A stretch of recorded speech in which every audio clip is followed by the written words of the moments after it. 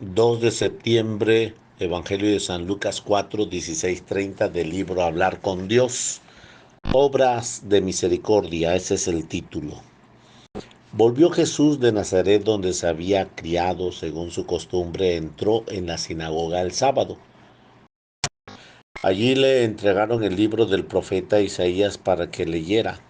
Jesús abrió el libro por un pasaje directamente mesiánico. El Espíritu Santo está sobre de mí, por lo cual me ha ungido para evangelizar a los pobres y me ha enviado para anunciar la redención a los cautivos y devolver la vista a los ciegos y para poner en libertad a los oprimidos y promulgar el año de gracia del Señor. Jesús, enrollando el libro, lo devolvió y se sentó.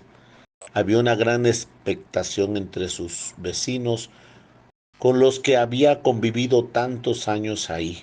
Todos en la sinagoga tenían los ojos fijos en él y muy probablemente estaría presente la Virgen María. Entonces el Señor le dijo con toda claridad: hoy se ha cumplido estas escrituras que acaban de oír. Isaías pronunciaba este pasaje, la llegada del Mesías, que libraría a su pueblo de sus aflicciones. Las palabras del Señor son su primera declaración mesiánica, a la que siguen los hechos y palabras conocidas a través del Evangelio. Mediante tales hechos y palabras, Cristo hace presente al Padre entre nosotros. Es altamente significativo que estos hombres sean en primer lugar los pobres, carentes de medios de subsistencia, los privados de libertad, los ciegos que no ven la belleza de la creación y los que viven en aflicción de corazón o sufren a causa de la injusticia social. Finalmente, los pecadores. Con relación a estos especialmente, Cristo se convierte sobre todo en el signo legible de Dios, que es amor. Más tarde, cuando los enviados del Bautista le preguntan si él es el Cristo o si ha de esperar a otro, Jesús le responde que comuniquen a Juan lo que han visto y oído. Los ciegos ven, los cojos andan, los leprosos quedan limpios, los sordos oyen, los muertos resucitan y los pobres son evangelizados. El amor de Cristo se expresa particularmente en el encuentro con el sufrimiento, en todos aquellos que se manifiestan la fragilidad humana, tanto física como moral. De esta manera revela la actitud continua de Dios Padre hacia nosotros, que es amor y rico en misericordia. La misericordia será el núcleo fundamental de la predicación y la razón principal de los milagros. También la Iglesia abraza con su amor a todos los afligidos por la debilidad humana, más aún a los pobres y a los que sufren y reconocen la imagen de su fundador, pobre y paciente, y se esfuerza en remediar sus necesidades y procura servir en ella a Cristo. Y que y qué otra cosa haremos nosotros si queremos imitar al Maestro y ser buenos hijos de la Iglesia. Cada día se nos presentan incontables ocasiones de poner en práctica las enseñanzas de Jesús acerca de nuestro comportamiento ante el dolor y necesidad. Y esta actitud compasiva, misericordiosa, ha de ser en primer lugar con la que habitualmente tratamos con quien Dios ha puesto a nuestro cuidado y con los más necesitados. Pensemos hoy, pensemos hoy junto al Señor como a nuestros tratos con las personas y todos los demás. Si darnos cuenta, en darnos cuenta de su dolor moral o físico, de su cansancio y de sus necesidades que padecen, me presto con solicitud a darles ayuda que precisa. Procuro aliviarles de sus males y de la carga que llevan, sobre todo cuando les resulta excesivamente pesada. Me ha ungido para evangelizar a los pobres, me ha enviado para anunciar la redención a los cautivos y devolverle la vista a los ciegos y para poner en libertad a los oprimidos. No hay pobreza mayor que la que provoca la falta de fe, ni cautividad o opresión más grande que las que el demonio ejerce en quien peca, ni ceguera más completa que la que el alma se ha quedado privada de la gracia. El pecado produce la más dura tiranía, afirma San Juan Crisóstomo. Si la mayor desgracia, el peor de los desastres, es alejarse de Dios, nuestra mayor obra de misericordia sería en muchas ocasiones acercarse a los sacramentos, fuente de vida y especialmente la confesión a nuestros familiares y amigos.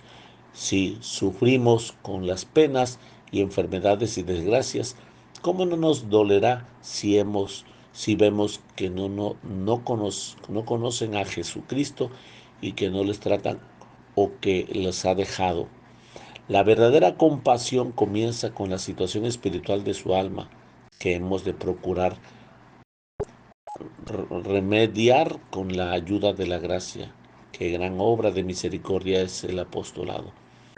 Toda miseria moral, cualquiera que sea, reclama nuestra compasión.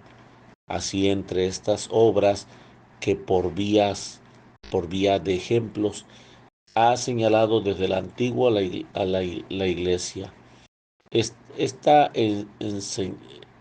enseñar, está enseñar al que no sabe.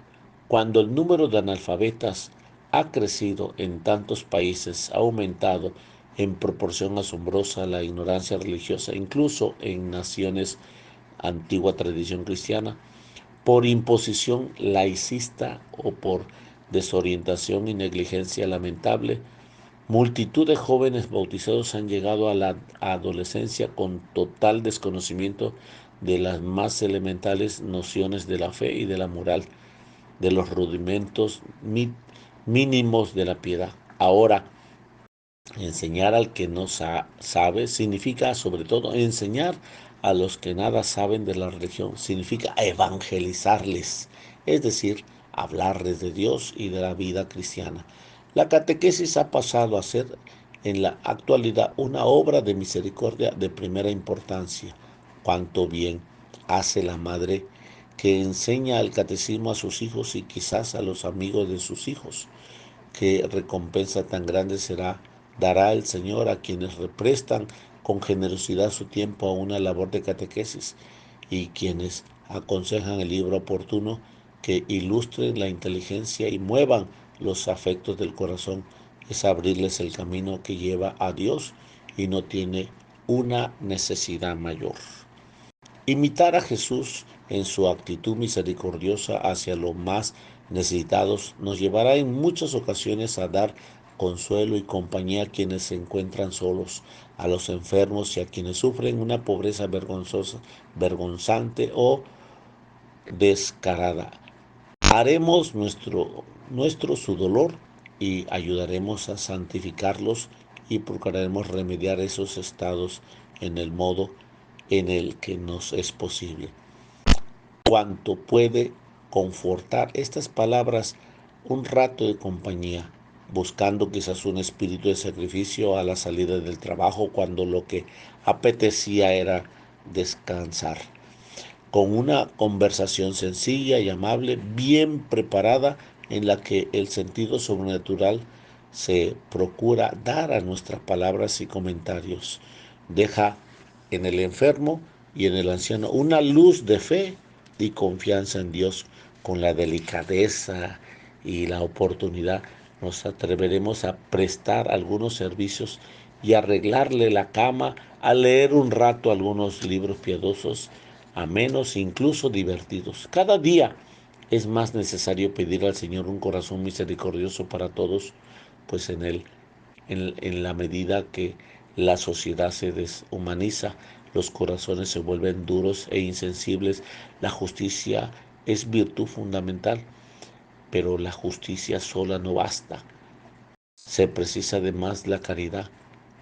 Por mucho que mejorarse la legislación laboral y social, será necesario el calor del corazón humano, fraternal y amigo, que se acerca a esa situación a la que la mera justicia no llega, pues la misericordia no se limita a socorrer al necesitado de bienes económicos, se dirige antes que nada a respetar y a comprender cada individuo en cuanto tal a su intrínseca dignidad de hombre y de hijo del Creador. La misericordia nos lleva a perdonar con prontitud y de corazón, aunque quien ofende no manifieste arrepentimiento por sus faltas o rechace la reconciliación. El cristiano no guarda rencor en su alma, no se siente enemigo de nadie. Nos esforzaremos en querer a quienes son desgraciados por su propia culpa, incluso por su propia maldad. El Señor no solo nos preguntará si esta persona es desgraciada, si sufre, pues eso basta para que sea digna de su interés. Fuérzate sin duda de protegerlo contra sus malas pasiones, pero desde el momento en que sufre, su misericordioso, sé misericordioso. Amarás a tu prójimo como a ti mismo. Recuérdalo en esa obra de misericordia, no cuando lo merezca, sino porque es tu prójimo.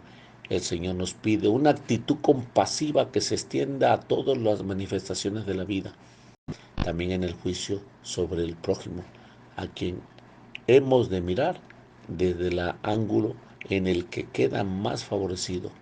Aún veréis algo malo, aunque vean algo malo, dice San Bernardo, no juzgues al instante de vuestro prójimo, sino más bien excúsale de vuestra interior, excúsala, excusan la intención y no podéis excusar la acción, pensando que lo habrá hecho por ignorancia, por sorpresa, por desgracia, y las cosas están claras que no podéis disimularlas. Aún entonces, créelo así y decirlo para vuestro adentro. La tentación habrá sido muy fuerte.